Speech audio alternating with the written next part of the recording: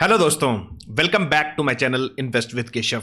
आज के इस वीडियो में हम समझने वाले हैं इंडेक्स फंड्स के बारे में और कौन कौन से वो बेसिकली इंडेक्स फंड्स हैं जो 2025 में बेस्ट परफॉर्मेंस दे रहे हैं। इस बारे में इस वीडियो में डिटेल में चर्चा करने वाले हैं। तो चलिए दोस्तों, वीडियो को स्टार्ट करता हूं। सबसे पहले यहाँ थोड़ा सा हम समझने की कोशिश करते हैं कि बेसिकली इंडेक्स फंड्स होते क्या हैं। तो आपने बहुत बार सुना होगा flexi cap funds, multi cap fund, different तरह के म्यूचुअल फंड्स होते हैं। उसमें एक टाइप होता है इंडेक्स फंड्स। तो इंडेक्स फंड्स का जो बेसिक मतलब है वो बेसिकली कहीं ना कहीं आप देखोगे तो ये एक तरीके के इंडेक्स को कहीं ना कहीं ट्रैक करते हैं। तो हर म्यूचुअल फंड कंपनी जो बेसिकली किसी भी पोर्टफोलियो को मैनेज करती है उसमें एक फंड मैनेजर होता है जो बेसिकली आपका पैसा मैनेज करता है। लेकिन जो इंडेक्स फंड्स होते हैं उसमें बेसिकली फंड मैनेजर का काम कोई ना कोई ऐसा नहीं होता कि उसको कोई स्टॉक पिकिंग करनी है। उसका काम सिर्फ इतना सा होता है कि जो भी एक इंडेक्स ऑलरेडी बना हुआ है एनएससी या बीएससी के द्वारा, जो भी एक प्री डिफाइंड इंडेक्स है, फॉर एग्जांपल मैं यहां ले लेता हूं निफ्टी 50। तो निफ्टी 50 के अगर आप देखेंगे बेसिकली तो देश की 50 टॉप कंपनीज आती हैं जिसका ऑलरेडी एक सेट पैरामीटर है जो ऑलरेडी एनएससी ने डिफाइन किया हुआ है। तो अब ये जो म्यूचुअल फंड होगा बेसिकली वो अगर इंडेक्स फंड निफ्टी 50 का इंडेक्स फंड है तो उसका काम सिर्फ इतना है कि निफ्टी 50 की जो भी कंपनीज हैं उसमें पैसा इन्वेस्ट करना, पॉइंट नंबर 1। पॉइंट नंबर 2, उस कंपनीज में जो भी उसका एक पोर्टफोलियो है 50 कंपनी में, जब भी उसकी कोई रीबैलेंसिंग होगी, जनरली हम देखते हैं कि निफ्टी 50 में हर 6 महीने में रीबैलेंसिंग होती है, उसमें जो भी स्टॉक्स अंदर आएंगे वो उसको लेने होंगे और जो भी स्टॉक्स बाहर जाएंगे वो उसको सेल करने होंगे without the discretion of his personal views. उसको क्या लगता है या क्या नहीं लगता उसका कोई महत्व नहीं है। अगर कोई इंडेक्स के अंदर कोई स्टॉक बाहर जा रहा है तो उसको भी अपने पोर्टफोलियो में उसको बाहर करना होगा, और अगर कोई स्टॉक अंदर आ रहा है तो उसको वो स्टॉक को उसमें पैसा इन्वेस्ट करना होगा। उसका सिर्फ काम यहां पर यह होगा कि जो इंडेक्स की परफॉर्मेंस है, लेट्स से 5 साल 7 साल में जो भी इंडेक्स ने सीएजीआर जनरेट किया है, करके दिया है, वही सेम सीएजीआर उसके फंड का भी होना चाहिए। अब उसके अंदर थोड़ा बहुत ट्रैकिंग एरर भी आता है। ऐसा नहीं हो सकता कि एग्जैक्ट, अगर कहीं ना कहीं अगर आप निफ्टी का देखेंगे तो उसमें हो सकता है उसने 12.5 दिया हो तो इसने हो सकता है 12 दिया हो या 12.2 दिया हो। उसमें छोटा मोटा एक ट्रैकिंग एरर भी हमारे सामने हमें देखने को मिलता है। तो इस तरह के जो फंड्स होते हैं उनको हम बेसिकली बोलते हैं इंडेक्स फंड्स, जो किसी ना किसी इंडेक्स को ऑलरेडी जो बना हुआ उसको ट्रैक करते हैं। अब इसमें हमारे सामने मार्केट के अंदर बहुत सारे इंडेक्सेस हैं। जैसे फॉर एग्जांपल मैंने आपको बताया Nifty 50, Nifty next 50। Nifty next 50 का मतलब है जो नेक्स्ट टॉप 550 कंपनीज हैं। उसके बाद हमारे सामने एक और इंडेक्स होता है, वो होता है basically mid cap. Mid cap 150 का मतलब है जो पहली 50 कंपनी होती है हमारी निफ्टी 50, उसके बाद की जो 50 कंपनी होती है हमारी वो होती है निफ्टी नेक्स्ट 50, उसके बाद की जो 150 कंपनी होती है वो होती है मिड कैप 150। तो इसका भी ऑलरेडी इंडेक्स बना हुआ है।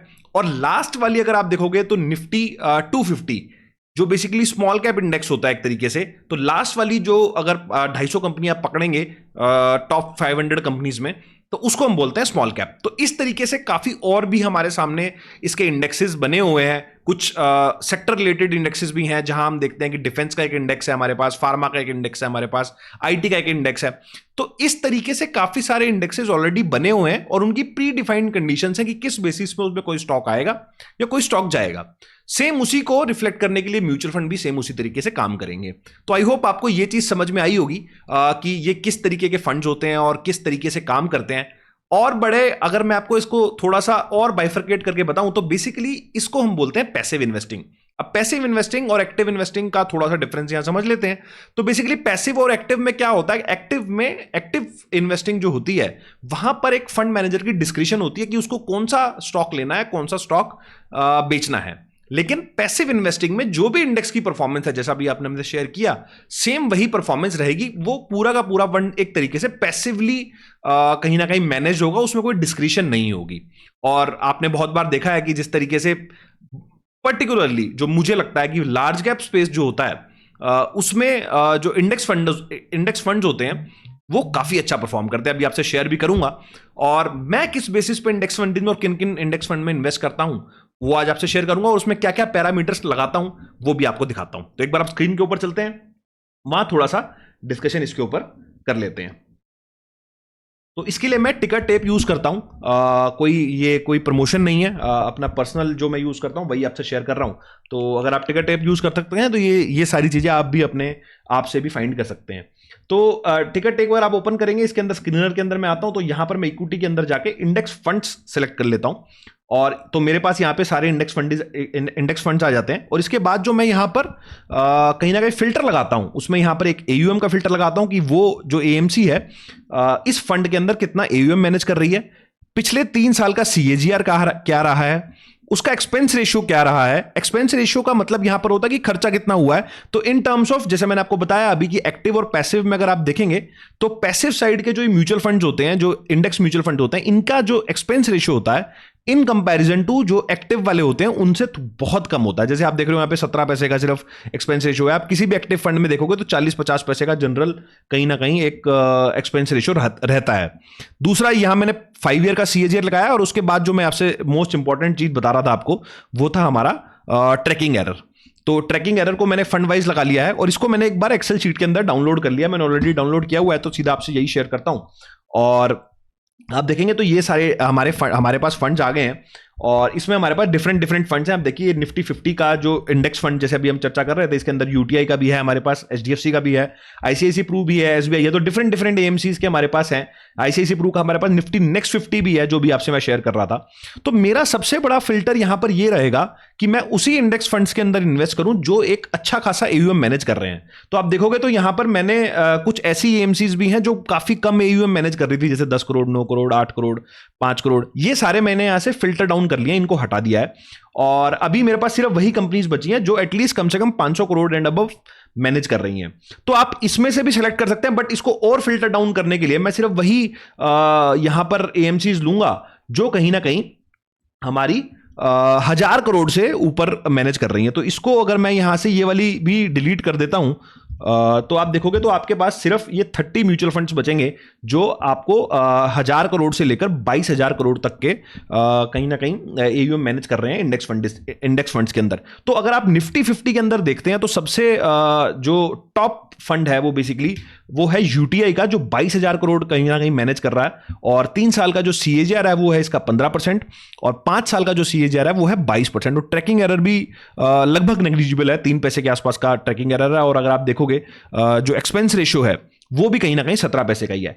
दूसरा जो बेस्ट है, एचडीएफसी भी एक अच्छा नाम है, और आप इसका भी देखोगे तो लगभग परफॉर्मेंस सेम है, और एक्सपेंस रेशियो साइड पे थोड़ा 3 पैसे ज्यादा महंगा है, ट्रैकिंग एरर ऑलमोस्ट सेम है।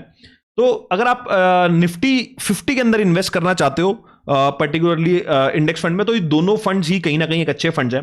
उसके बाद अगर आप देखोगे निफ्टी नेक्स्ट 50 के अंदर आईसीआईसी का ये 13,000 करोड़ लगभग मैनेज हो रहा है इसके अंदर, और इसका फंड परफॉर्मेंस भी आप देखते हो तो 21-22% के आसपास आ रहा है, और सेम वही जो एक्सपेंस रेशियो है, मोस्टली इंडेक्स फंड्स के जो एक्सपेंस रेशियो होते हैं वो इसी बीच में ही रहते हैं, क्योंकि ये सारे पैसिवली मैनेज्ड हैं।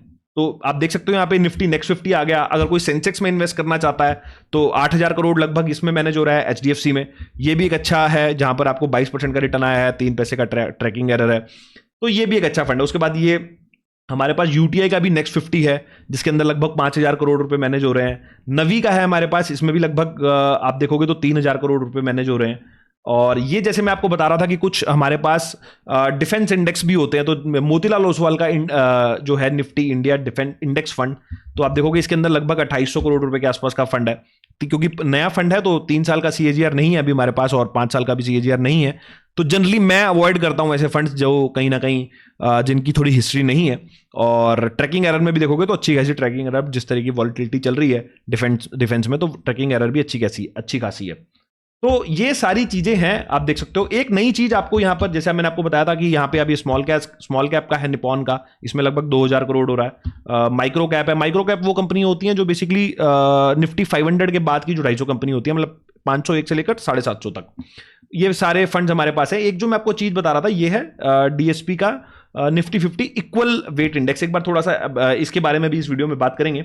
बाकी आपके सामने सारी चीजें दिख रही होंगी, आप इसको देख सकते हो और अकॉर्डिंगली अपना डिसीजन ले सकते हो। अब एक बार थोड़ा सा इसकी बात कर लेते हैं कि ये इक्वल वेट क्या होता है और नॉर्मल इंडेक्स फंड क्या होता है। तो आप देखोगे बेसिकली तो इक्वल वेट का मतलब क्या होता है, जैसे आप अगर निफ्टी 50 को अगर आप देखते हैं तो इसमें जो फाइनेंशियल्स है, मतलब बैंकिंग जो है वो बेसिकली वो लगभग 35% के आसपास का उसका कंट्रीब्यूशन है।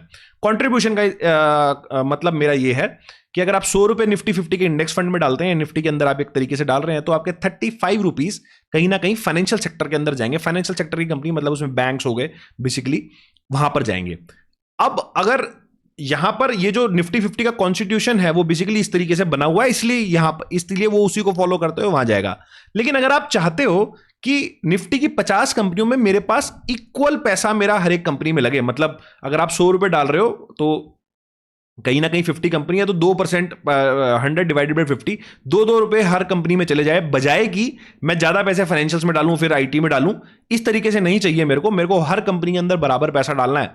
तो उसके लिए जो फंड होता है बेसिकली वो इक्वल वेट इंडेक्स होता है। तो ये निफ्टी 50 की कंपनी में कहीं ना कहीं इन्वेस्ट करेगा, लेकिन इक्वल वेटेज में करेगा। ऐसा नहीं करेगा कि जैसे ऑलरेडी जो निफ्टी 50 का बना हुआ है। आई होप आपको ये चीज समझ में आई होगी। फिर भी कोई डाउट है तो कमेंट सेक्शन के अंदर जरूर बताइएगा। और वीडियो कैसा लगा, अगर अच्छा लगा है, कुछ भी आपको वैल्यूएबल इंफॉर्मेशन मिली है, तो चैनल को जरूर सब्सक्राइब करें और वीडियो को ज्यादा से ज्यादा लाइक करें, शेयर करें। तो इस वीडियो में इतना ही, मिलता हूं आपसे अगले वीडियो में इसी तरह के कुछ नए और इंटरेस्टिंग टॉपिक के साथ। नमस्कार, जय हिंद।